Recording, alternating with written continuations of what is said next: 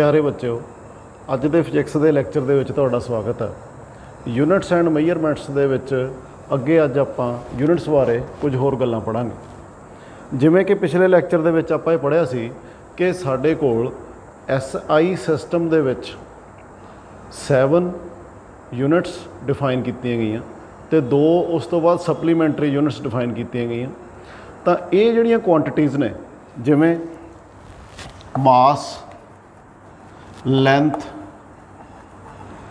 Time, current, quantity of matter,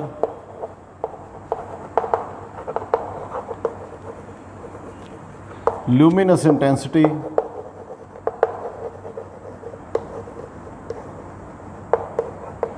ये सारियां इन्हां नूं असीं बेस क्वांटिटीज़ कहने तो इन्हां दियां जिहड़ियां यूनिट्स ने जिहड़ियां आपां पिछले लैक्चर च पढ़ियां सी, जिस तरह मास नूं असीं किलोग्राम, लेंथ नूं असीं मीटर दे विच, सैकेंड दे विच, करंट नूं ampere they which, quantity of matter नूं मोल दे विच, लूमिनस इंटेंसिटी नूं कैंडेला दे विच डिफाइन करदे हां। इन्हां सारियां नूं असीं फंडामेंटल यूनिट्स कहने आ। सो फंडामेंटल यूनिट्स की होईयां? Fundamental units,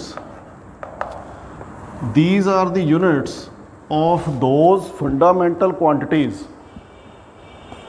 which can be written without any use of other units। इन्हां नूं ये बेसिक यूनिट ने, बेसिस यूनिट्स ये ने जिस तरीके नाल आपां ये यूनिट्स पढ़ियां। इदों बाद साडे कोल सैकेंड जो चीज़ आउंदी है, कुछ साडे कोल क्वांटिटीज़ इदां दीयां हुंदियां ने जिन्हां नूं डिराइव्ड क्वांटिटीज़ कहा जाता। डिराइव्ड का मतलब जिहड़ियां फंडामेंटल क्वांटिटीज़ नूं मिक्स करके बनाईयां जांदियां। जिवें वेलोसिटी दियां यूनिट्स ने जो, जां वेलोसिटी का फॉर्मूला आपां पहलां देखीए, it is displacement upon time. Displacement covered by a particle in a unit time. इत्थे हुण दो चीज़ां आ गईयां, डिसप्लेसमेंट लेंथ है तो टाइम साडे कोले दूसरी यूनिट, दूसरी क्वांटिटी है। So velocity is defined as a combination of 2 units, either by multiplication और बाय डिवीजन। इस तरह असीं जेकर गल करिए फोर्स की, तो फोर्स साडे कोले according to Newton second law of motion, it is mass times acceleration. तो फोर्स 2 यूनिट्स दूँ मिल के बनी है, 2 क्वांटिटीज़ नूं मिल के बनी है, मास ते एक्सेलरेशन। सो इन्हां क्वांटिटीज़ नूं असीं डिराइव्ड क्वांटिटीज़ कहने हैं। Velocity is a derived quantity, force is a derived quantity. So there are so many other quantities also which can be written in terms of basic quantities, fundamental quantities. Fundamental का मतलब ही basic है। हुण असीं इस तरह derived quantities दियां derived units होंदियां ने।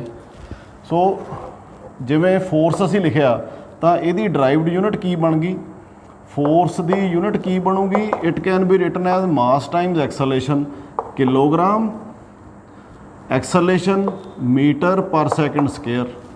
तो kilogram metre per second square नूं असीं न्यूटन कह दिंदे हां। इस तरह velocity, displacement over time, displacement नूं असीं मीटर दे विच मेजर करदे हां, टाइम नूं असीं सैकेंड दे विच मेजर करदे हां।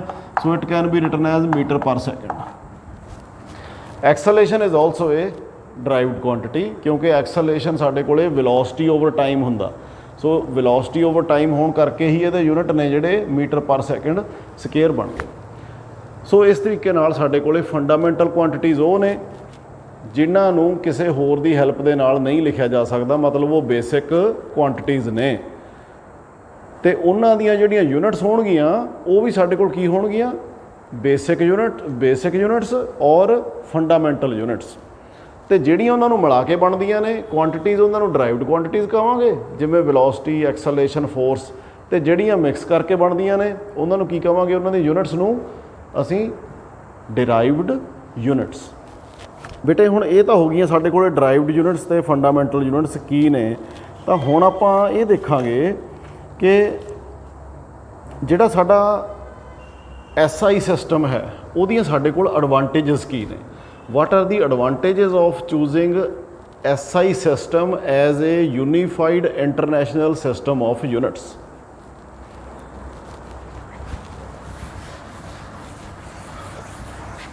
ਸਭ ਤੋਂ ਪਹਿਲਾਂ ਇਹਦੇ ਵਿੱਚ ਅਸੀਂ ਦੇਖਾਂਗੇ ਕਿ ਪਹਿਲਾਂ ਤਾਂ ਅਸੀਂ ਇਹ ਦੇਖੀਏ ਵੀ ਯੂਨਿਟ ਸਾਡੀ ਕਿਹੋ ਜਿਹੀ ਹੋਣੀ ਚਾਹੀਦੀ ਹੈ। ਜਿਹਨੂੰ ਵੀ ਅਸੀਂ SI ਦੇ ਵਿੱਚ ਇਨਕਲੂਡ ਕੀਤਾ ਉਹਦੀ ਕੀ ਪ੍ਰੋਪਰਟੀ ਹੋਣੀ ਚਾਹੀਦੀ ਹੈ। ਸਭ ਤੋਂ ਪਹਿਲਾਂ ਅਸੀਂ ਦੇਖੀਏ ਕਰੈਕਟਰਿਸਟਿਕਸ ਆਫ ਇਸ ਯੂਨਿਟ। ਜੋ ਸਟੈਂਡਰਡ ਯੂਨਿਟ ਅਸੀਂ ਜਿਹਨੂੰ ਬਣਾਉਣਾ ਹੈ ਉਹਦੀਆਂ ਕਰੈਕਟਰਿਸਟਿਕਸ ਕੀ ਹੋਣੀਆਂ ਚਾਹੀਦੀਆਂ। ਨੰਬਰ A, ਜਿਹਨੂੰ ਵੀ ਅਸੀਂ ਯੂਨਿਟ ਮੰਨਾਂਗੇ, ਜਿਵੇਂ ਆਪਾਂ ਲੈਂਥ ਦੀ ਯੂਨਿਟ ਨੂੰ ਮੀਟਰ ਮੰਨਿਆ, ਮਾਸ ਦੀ ਯੂਨਿਟ ਨੂੰ ਕਿਲੋਗ੍ਰਾਮ ਮੰਨਿਆ, ਉਸ ਚੀਜ਼ ਦਾ ਜੋ ਸਾਡੇ ਕੋਲੇ ਮਾਡਲ ਹੋਏਗਾ ਉਹਨੂੰ ਅਸੀਂ ਈਜ਼ੀਲੀ ਕੈਰੀ ਕਰ ਸਕੀਏ।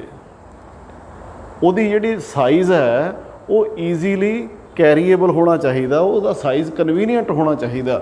So it should B of convenient size.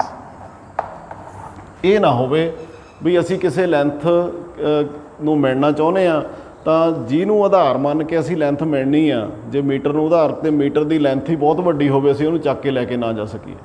ਸੋ ਇਸ ਲਈ ਮੀਟਰ ਨੂੰ, ਜਿਸ ਤਰ੍ਹਾਂ ਆਪਾਂ ਦੇਖਦੇ ਹਾਂ ਜਦੋਂ ਆਪਾਂ ਕੱਪੜਾ ਖਰੀਦਣ ਜਾਂਦੇ ਆ ਤਾਂ ਕੱਪੜੇ ਵਾਲੇ ਦੁਕਾਨਦਾਰ ਕੋਲੇ ਇੱਕ ਮੀਟਰ ਦੀ ਰੋਡ ਹੁੰਦੀ ਆ ਤੇ ਉਹ ਮੀਟਰ ਦੇ ਨਾਲ ਕੰਪੇਅਰ ਕਰਕੇ ਤੇ ਸਾਨੂੰ ਕੱਪੜਾ ਕੱਟ ਕਰਕੇ ਦੇ ਦਿੰਦਾ। ਸੋ ਇਸ ਕਰਕੇ ਮੀਟਰ ਨੂੰ ਡਿਫਾਈਨ ਕੀਤਾ ਗਿਆ ਇੱਕ ਸਟੈਂਡਰਡ ਆਫ ਯੂਨਿਟ, ਕਿਉਂਕਿ ਉਹ ਈਜ਼ੀਲੀ ਕਨਵੀਨੀਅੰਟ ਸਾਈਜ਼ ਦਾ ਹੈਗਾ ਤੇ ਅਸੀਂ ਉਹਨੂੰ ਕਿਤੇ ਵੀ ਜਾ ਕੇ ਲੈ ਕੇ ਜਾ ਸਕਦੇ। ਓਕੇ, ਸੋ ਸਾਈਜ਼ ਕਨਵੀਨੀਅੰਟ ਹੋਣਾ ਚਾਹੀਦਾ। ਦੂਸਰਾ, it should B well defined.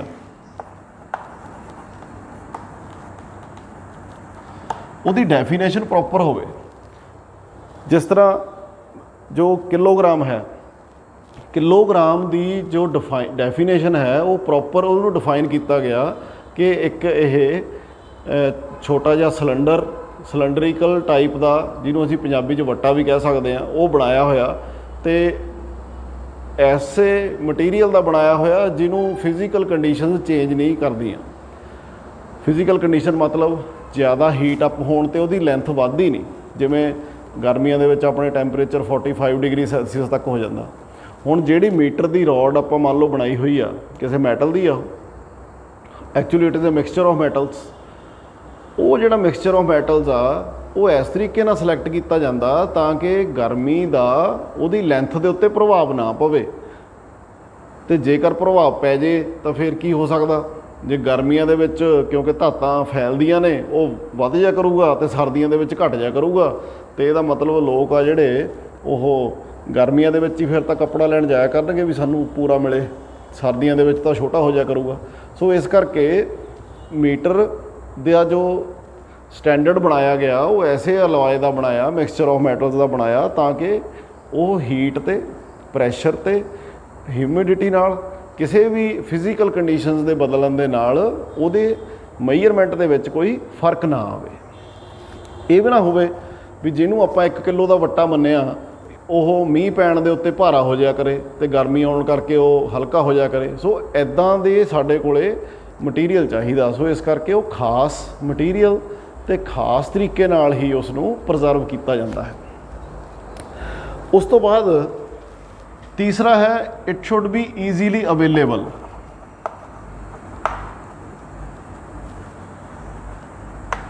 ਜਿਹੜਾ ਵੀ ਅਸੀਂ ਸਟੈਂਡਰਡ ਯੂਨਿਟ ਦਾ ਬਣਾਵਾਂਗੇ ਉਹ ਮਾਰਕੀਟ ਦੇ ਵਿੱਚ ਈਜ਼ੀਲੀ ਮਿਲਣਾ ਚਾਹੀਦਾ।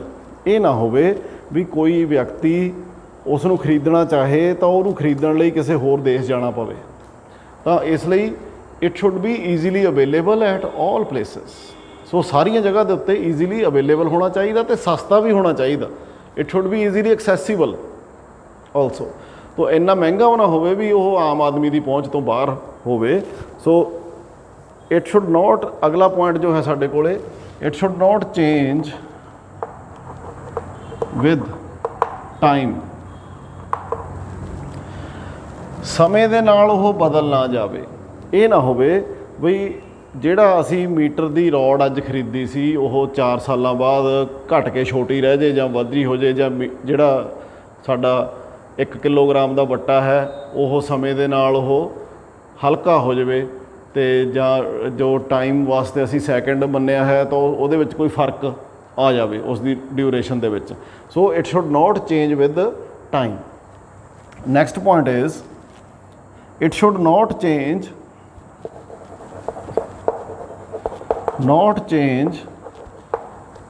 with change in physical conditions।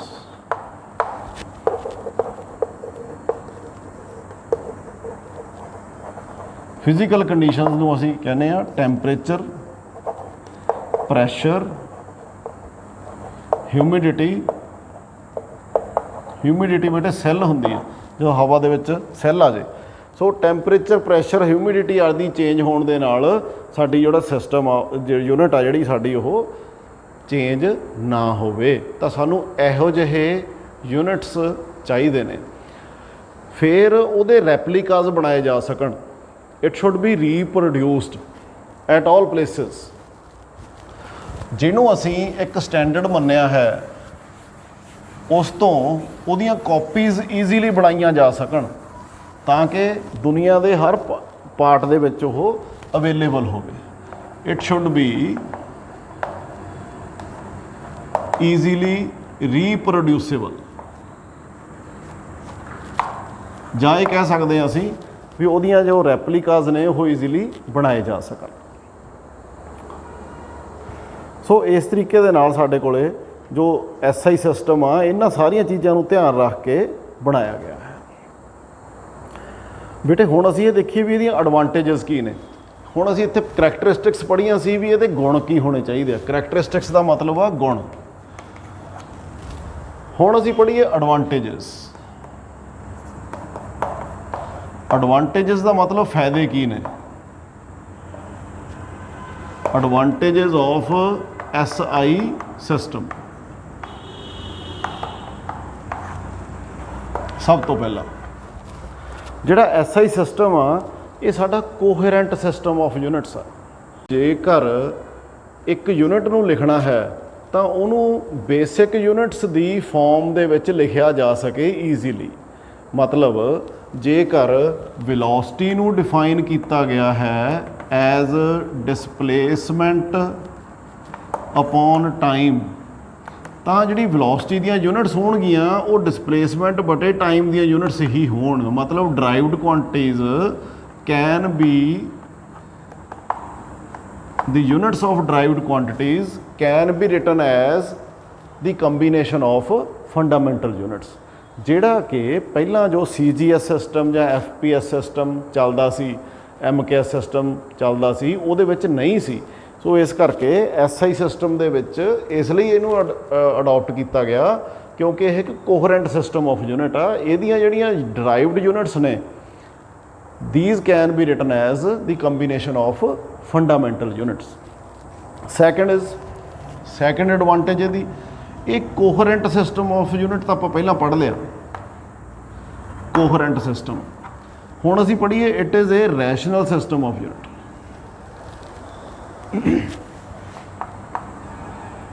It is a rational system.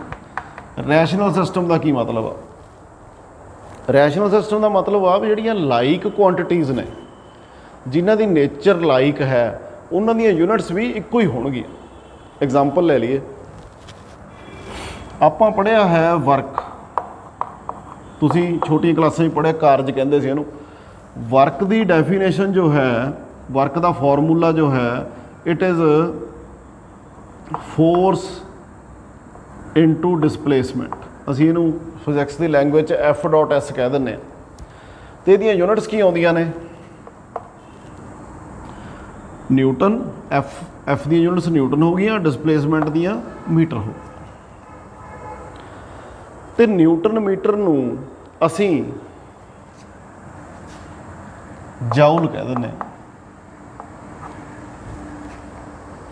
Newton metre ਨੂੰ ਜਾਊਲ ਕਹਿ ਦਿੰਦੇ ਹਾਂ ਕਿਉਂਕਿ ਵਰਕ ਆ ਜਿਹੜਾ ਉਹ न्यूटन मीटर ਦੇ ਵਿੱਚ ਲਿਖਿਆ ਜਾਂਦਾ, न्यूटन ਤੇ मीटर ਇਹ MKS ਸਿਸਟਮ ਹੋ ਗਿਆ ਤੇ ਸਾਡੇ ਕੋਲ ਜਾਊਲ ਆ ਜਿਹੜਾ ਇਹ SI ਸਿਸਟਮ 'ਚ ਆ ਗਿਆ।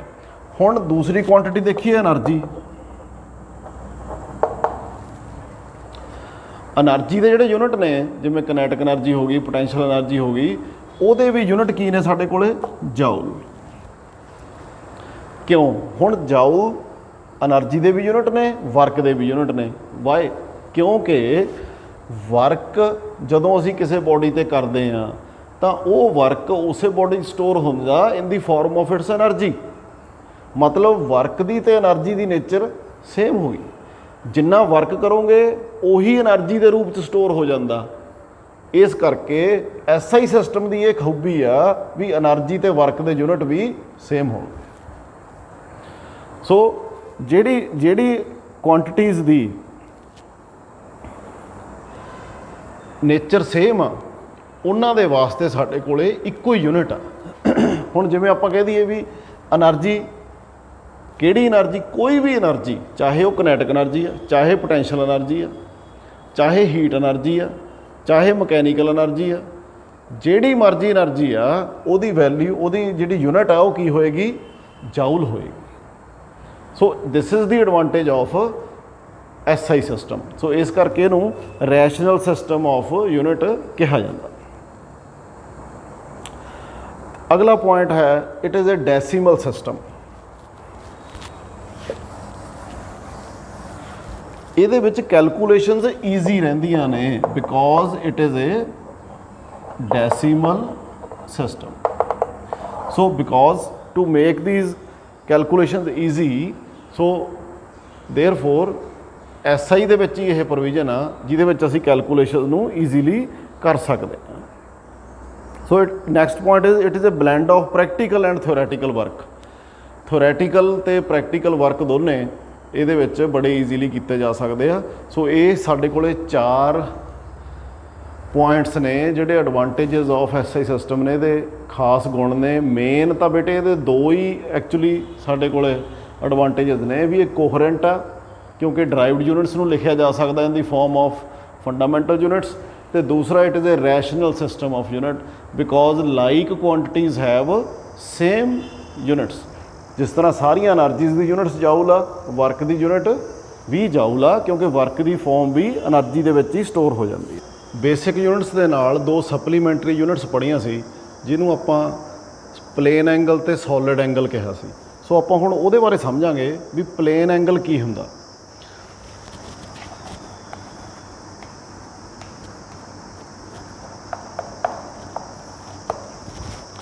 ਪਲੇਨ ਐਂਗਲ ਦਾ ਮਤਲਬ ਇਹ ਆ ਵੀ ਜੇਕਰ ਆਪਾਂ ਇੱਕ ਲਾਈਨ ਡਰਾ ਕੀਤੀ ਹੋਈ ਆ, ਇਹਨੂੰ ਮੈਂ OA ਕਹਿ ਦਿੰਦਾ, ਇਸ ਲਾਈਨ ਨੂੰ ਸਪੋਜ਼ ਕਰੀਏ ਆਹ ਵਾਲੀ ਹੈ ਸਾਡੀ ਲਾਈਨ, ਤੇ ਇਹਨੂੰ ਮੈਂ ਇਹਦਾ ਇੱਕ ਵਰਟੈਕਸ ਆ ਜਿਹੜਾ ਉਹਨੂੰ ਮੈਂ ਫਿਕਸ ਕਰ ਲਿਆ, ਤਾਂ ਆਹ ਵਾਲੀ ਲਾਈਨ ਨੂੰ ਮੈਂ ਉੱਪਰ ਨੂੰ ਇੱਦਾਂ ਕਰ ਦਿੰਦਾ, ਤਾਂ ਇਹ ਲਾਈਨ ਸਾਡੇ ਕੋਲੇ ਇੱਥੇ ਆ ਗਈ। ਤਾਂ ਆਹ ਜਿਹੜੀ ਡਿਸਪਲੇਸਮੈਂਟ ਹੈ, ਐਂਗੂਲਰ ਡਿਸਪਲੇਸਮੈਂਟ, ਇਹਨੂੰ ਕਹਿੰਦੇ ਆ ਅਸੀਂ ਪਲੇਨ ਐਂਗਲ। ਕਿਉਂ ਪਲੇਨ ਐਂਗਲ ਕਿਹਾ? ਕਿਉਂਕਿ ਆ ਜਿਹੜਾ ਬੋਰਡ ਆ ਇਹ ਇੱਕ ਪਲੇਨ ਆ, ਇੱਕ ਤਲ ਆ, ਤੇ ਤਲ ਦੇ ਵਿੱਚ ਜਦੋਂ ਕੋਈ ਲਾਈਨ ਮੂਵ ਕਰਦੀ ਆ ਤਾਂ ਉਹ ਕੀ ਬਣਾਉਂਦੀ ਆ? ਪਲੇਨ ਐਂਗਲ ਬਣਾਉਂਦੀ ਆ। ਇਹ ਉਹੀ ਐਂਗਲ ਆ ਜਿਹੜਾ ਤੁਸੀਂ ਛੋਟੀਆਂ ਕਲਾਸਾਂ ਦੇ ਵਿੱਚ ਬਣਾਉਣਾ ਸਿੱਖਿਆ ਸੀਗਾ, ਡੀ ਦੇ ਨਾਲ ਜਾਂ ਪ੍ਰੋਟੈਕਟਰ ਦੇ ਨਾਲ ਜਾਂ ਕੰਪਾਸ ਦੇ ਨਾਲ। ਸਾਡੇ ਕੋਲੇ ਸਰਕਲ ਆ ਤੇ ਆਹ ਸਾਡੇ ਕੋਲ ਸਰਕਲ ਦਾ ਸੈਂਟਰ ਆ, ਆਹ ਸਾਡਾ ਪੁਆਇੰਟ A ਸੀ ਤੇ ਇੱਥੇ ਸਾਡੇ ਕੋਲ ਇਹ ਡਿਸਪਲੇਸ ਕਰਕੇ B ਪੁਆਇੰਟ ਤੇ ਆ ਗਿਆ। ਇੱਥੇ ਵਾਲਾ ਜਿਹੜਾ ਐਂਗਲ ਆ, ਸਪੋਜ਼ ਕਰੀਏ AB is a small distance, ਤਾਂ ਇਹਨੂੰ ਅਸੀਂ D ਥੀਟਾ ਕਹਿ ਦਿੰਦੇ ਹਾਂ। ਜੇ ਆਪਾਂ ਐਂਗਲ ਨੂੰ ਵੈਸੇ ਥੀਟਾ ਕਹਿੰਦੇ ਆ ਤਾਂ ਛੋਟੇ ਐਂਗਲ ਨੂੰ ਬੇਟੇ D ਥੀਟਾ ਕਿਹਾ ਜਾਂਦਾ, ਸਮੋਲ ਅਮਾਊਂਟ ਆਫ ਐਂਗਲ। ਤੇ ਆਹ ਵਾਲੀ ਜਿਹੜੀ ਆਰਕ ਸਾਡੀ ਡਿਸਪਲੇਸ ਹੋਈ ਆ AB ਆਰਕ, ਤਾਂ ਇਹਨੂੰ ਅਸੀਂ ਕਹਿ ਦਿੰਦੇ ਆ DS। ਤੇ ਸਾਡਾ ਜਿਹੜਾ ਪਲੇਨ ਐਂਗਲ ਹੈ ਉਹਨੂੰ D ਥੀਟਾ ਜੋ ਹੈ ਉਹਨੂੰ ਅਸੀਂ ਕੀ ਡਿਫਾਈਨ ਕਰਾਂਗੇ? D theta is equal to DS upon radius of the circle of which this angle is a part. So इस सर्कल का यह की है एक पार्ट आ सर्कल का, ये ध्यान रखियो। सर्कल हमेशा प्लेन दे विच ही बनाया जाता। So plane angle d theta किवें डिफाइन कर सकते हैं? It is the ratio of arc length A B and the radius of the circle. So ये हो गया साडा प्लेन एंगल। हुण जिहड़ा प्लेन एंगल आ, एंगल नूं तुसीं किहड़ी यूनिट्स दे विच मेजर करदे सी? तुसीं इहनूं डिग्री दे विच मेजर करदे सी ते डिग्री नूं आपां लिखदे किवें सी? सपोज करिए इहदी वैल्यू जे 10 डिग्री आ तां आपां लिखदे सी 10 ते इहदे उपर छोटी जी एक 0 ऐड कर दिंदे सी, जिहनूं असीं कहदे सी भी एंगल दी वैल्यू 10 डिग्री हो गई। सो इहनूं मैं कह दिंदा D theta equal to 10 degree. हुण जिहड़ी डिग्री आ वो किड्डा क एंगल होया? जे आ 10 डिग्री आ तो 10वां हिस्सा होऊगा बहुत छोटा जिहा। सो 1 डिग्री आ जिहड़ा ਉਹ ਅਸੀਂ ਹੁਣ ਤੱਕ ਦੀ ਜਿਹੜੀ ਤੁਸੀਂ ਪੜ੍ਹਾਈ ਕੀਤੀ ਆ ਉਹਦੇ ਵਿੱਚ ਤੁਸੀਂ 1 ਡਿਗਰੀ ਨੂੰ ਛੋਟੇ ਤੋਂ ਛੋਟਾ ਐਂਗਲ ਮੰਨਦੇ ਸੀ, ਪਰ ਹੁਣ ਇਸ ਤੋਂ ਹੋਰ ਛੋਟਾ ਜੇ ਮੇਜਰ ਕਰਨਾ ਹੋਵੇ ਤਾਂ ਬੇਟੇ 1 ਡਿਗਰੀ ਦੇ ਵਿੱਚ ਸਾਡੇ ਕੋਲੇ 60 ਆਰਕ ਮਿੰਟ ਐਂਗਲ ਹੁੰਦੇ ਆ। ਇਹਨੂੰ ਅਸੀਂ ਇਕੱਲਾ ਮਿੰਟ ਵੀ ਕਹਿ ਦਿੰਦੇ ਆ ਜਾਂ ਇਹਨੂੰ ਆਰਕ ਮਿਨ ਵੀ ਕਹਿ ਦਿੰਦੇ ਆ, ARCMIN। मतलब 1 डिग्री एंगल दे 60 हिस्से कर ले तो जिमें आप कह दें भी साढ़े 1 घंटे दे विच 60 मिनट होंदे आ, उस तरीके नाल 1 डिग्री एंगल दे विच 60 मिनट एंगल हुंदा। इनू असी 60 आर्क मिनट भी कह सकते हैं क्योंकि यह आर्क नूं ही छोटा किया गया। ओके, हुण जेकर 1 डिग्री 60 मिनट होंदे आ, इहदा सिंबल है इत्थे छोटी जी लाइन ला दिंदे आ तो 1 मिनट है जो 1 आर्क मिनट है जो ਇਹਦੇ ਵਿੱਚ ਅੱਗੇ 60 ਸੈਕਿੰਡ ਹੁੰਦੇ ਨੇ, ਇਹਨੂੰ ਅਸੀਂ 60 ਆਰਕ ਸੈਕਿੰਡ ਕਹਿ ਸਕਦੇ ਹਾਂ। ਸੋ ਅਸੀਂ 1 ਡਿਗਰੀ ਦਾ ਪਹਿਲਾਂ 60ਵਾਂ ਹਿੱਸਾ ਦੇਖਿਆ, ਉਹਨੂੰ ਅਸੀਂ ਮਿੰਟ ਕਹਿੰਦੇ ਆ, ਤੇ ਮਿੰਟ ਦਾ 60ਵਾਂ ਹਿੱਸਾ ਅੱਗੇ ਜਾ ਕੇ ਸੈਕਿੰਡ, ਆਰਕ ਸੈਕਿੰਡ। ਸੋ ਇੱਥੇ ਸੈਕਿੰਡ ਸਾਡਾ ਟਾਈਮ ਦਾ ਯੂਨਿਟ ਨਹੀਂਗਾ, ਇੱਥੇ ਸਾਡਾ ਸੈਕਿੰਡ ਆ ਜਿਹੜਾ ਉਹ ਕਾਹਦਾ ਯੂਨਿਟ ਆ? ਐਂਗਲ ਦਾ। ਓਕੇ, ਇਹ ਤਾਂ ਸੀਗੀ ਡਿਗਰੀਜ਼। ਹੁਣ ਐਂਗਲ ਦਾ ਇੱਕ ਹੋਰ ਯੂਨਿਟ ਆ ਜਿਹੜਾ ਅਸੀਂ ਪੜ੍ਹਨਾ ਹੈ, ਜਿਹਨੂੰ ਅਸੀਂ ਕਹਿੰਦੇ ਆ ਰੇਡੀਅਨ। Symbol RAD। ਰੇਡੀਅਨ ਕੀ ਆ? ਕਿਉਂਕਿ ਐਂਗਲ ਆ ਜਿਹੜਾ ਇਹ ਐਸੇ ਲਾਈਨ ਨੂੰ, ਆਹ ਵਾਲੀ ਜਿਹੜੀ ਲਾਈਨ ਆ ਇਹਨੂੰ ਅਸੀਂ ਇੱਥੇ ਘੁਮਾਇਆ ਤਾਂ ਡੀ ਥੀਟਾ ਕਹਿਤਾ, ਇਹਨੂੰ ਇੱਥੋਂ ਵਾਲੀ ਲਾਈਨ ਜੇ ਸਾਡੀ ਇੱਥੇ ਤੱਕ ਆ ਜਾਊਗੀ ਤਾਂ ਇਹ ਸਾਡੇ ਕੋਲੇ ਕਿੰਨੇ ਦਾ ਐਂਗਲ ਹੋ ਜਾਏਗਾ? 90 ਦਾ ਐਂਗਲ ਹੋ ਜਾਏਗਾ। ਸੋ ਇਹਨੂੰ ਮੈਂ ਇੱਥੇ 90 ਕਹਿ ਸਕਦਾ। ਇੱਧਰਲੇ ਪਾਸੇ ਜੇ ਇਹ ਲਾਈਨ ਆ ਜੇ ਘੁੰਮ ਕੇ, ਇੱਥੋਂ ਵਾਲੀ ਲਾਈਨ ਇੱਧਰ ਘੁੰਮ ਕੇ ਆ ਜੇ, then it will be the angle of ਕਿੰਨੇ ਡਿਗਰੀ? 180 ਡਿਗਰੀ। ਇਹੀ ਲਾਈਨ ਇੱਥੇ ਤੱਕ ਘੁੰਮ ਕੇ ਆ ਜੇ ਤਾਂ ਇਹ ਕਿੰਨੇ ਦਾ ਐਂਗਲ ਹੋ ਜਾਏਗਾ? 270 ਡਿਗਰੀ। ਤੇ ਇਹੀ ਲਾਈਨ ਦੁਬਾਰੇ ਫਿਰ ਇੱਥੇ ਆ ਜੇ ਘੁੰਮ ਕੇ ਤਾਂ ਇਹ ਸਾਡੇ ਕੋਲ ਕਿੰਨੇ ਦਾ ਐਂਗਲ ਹੋ ਜਾਊਗਾ? 360 ਡਿਗਰੀਜ਼। ਹੁਣ ਰੇਡੀਅਨ ਜਦੋਂ ਸਾਡੇ ਕੋਲੇ ਇੱਕ 360 ਡਿਗਰੀ ਘੁੰਮ ਗਿਆ, ਇਹਨੂੰ ਅਸੀਂ ਰੇਡੀਅਨ ਦੇ ਵਿੱਚ ਕਹਿੰਦੇ ਆ 360 ਡਿਗਰੀਜ਼ ਇਕੁਅਲ ਟੂ 2 ਪਾਈ ਰੇਡੀਅਨਸ। ਪਾਈ ਬੇਟੇ ਸਾਡੀ ਉਹੀ ਆ 3.14। ਸੋ ਇਹਨੂੰ ਅਸੀਂ 2 ਮਲਟੀਪਲਾਈਡ ਬਾਏ 3.14 ਰੇਡੀਅਨਸ ਕਹਿ ਸਕਦੇ ਹਾਂ। ਠੀਕ ਹੈ ਜੀ।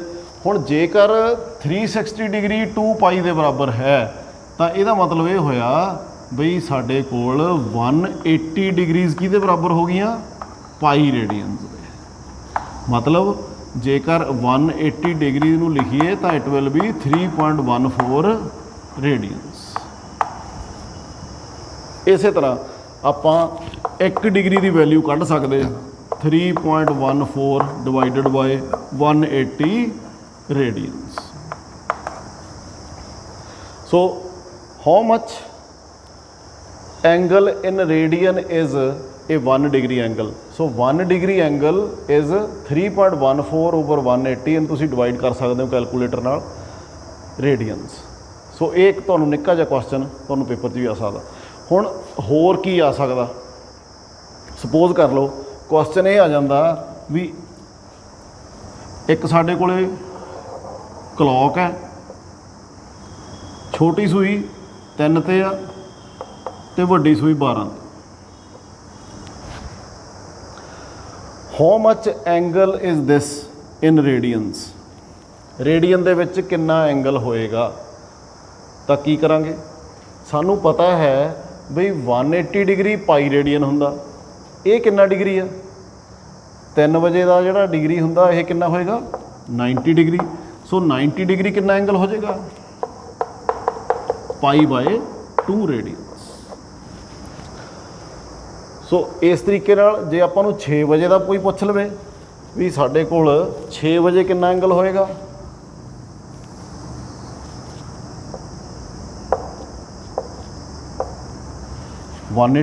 ਤਾਂ ਇਹਨੂੰ ਅਸੀਂ ਸਿੱਧਾ 3.14 ਕਹਿ ਸਕਦੇ ਹਾਂ। ਸੋ 9 ਵਜੇ ਕਿੰਨਾ ਐਂਗਲ ਹੋਏਗਾ, ਜੇ ਇੱਧਰਲਾ ਦੇਖਣਾ ਹੋਵੇ ਤਾਂ ਉਹ 270 ਡਿਗਰੀ ਆ ਜਾਏਗਾ। ਇਸੇ ਤਰ੍ਹਾਂ ਜੇ 12 ਵਜੇ ਦਾ ਐਂਗਲ ਦੇਖਣਾ ਹੋਵੇ ਤਾਂ ਉਹ 2 ਪਾਈ ਰੇਡੀਅਨਸ ਹੋਏਗਾ। ਇੱਕ ਗੱਲ ਇੱਥੇ ਹੋਰ ਦੇਖ ਲਈਏ ਆਪਾਂ ਬਈ ਜਿਹੜਾ 0 ਡਿਗਰੀ ਹੈ ਤੇ 360 ਡਿਗਰੀ ਹੈ ਇਹ ਸੇਮ ਨੇ। ਮਤਲਬ ਜੇਕਰ ਇੱਥੋਂ ਸਾਡੀ ਜੋ ਲਾਈਨ ਹੈ OA ਵਾਲੀ ਇਹ ਚੱਲੀ ਸੀ ਤਾਂ ਘੁੰਮਦੀ ਘੁੰਮਦੀ ਦੁਬਾਰੇ ਫਿਰ ਉੱਥੇ ਆ ਗਈ, ਇਹਨੂੰ ਅਸੀਂ 0 ਡਿਗਰੀ ਵੀ ਕਹਿ ਸਕਦੇ ਹਾਂ ਤੇ 2 ਪਾਈ ਵੀ ਕਹਿ ਸਕਦੇ ਹਾਂ, ਜਾਂ 360 ਵੀ ਕਹਿ ਸਕਦੇ ਹਾਂ, 0 ਵੀ ਕਹਿ ਸਕਦੇ ਹਾਂ, ਕਿਉਂਕਿ ਉੱਥੇ ਹੀ ਦੁਬਾਰੇ ਇਹ ਆ ਗਈ। ਸਾਰੀਆਂ ਜਿਹੜੀਆਂ ਟ੍ਰਿਗਨੋਮੈਟ੍ਰਿਕ ਰੇਸ਼ੋਜ਼ ਨੇ ਉਹਨਾਂ ਦੀਆਂ ਵੈਲਿਊਜ਼ 360 ਡਿਗਰੀ ਤੇ ਪਾਈ ਤੇ ਜਾਂ ਇਹ ਤੋਂ ਅੱਗੇ ਜਿੰਨਾ ਵੀ 4 ਪਾਈ ਕਹਿ ਦਈਏ ਅਸੀਂ 720 ਡਿਗਰੀਜ਼ ਤੇ ਉਹ ਸਾਰੀਆਂ ਸੇਮ ਹੁੰਦੀਆਂ ਨੇ।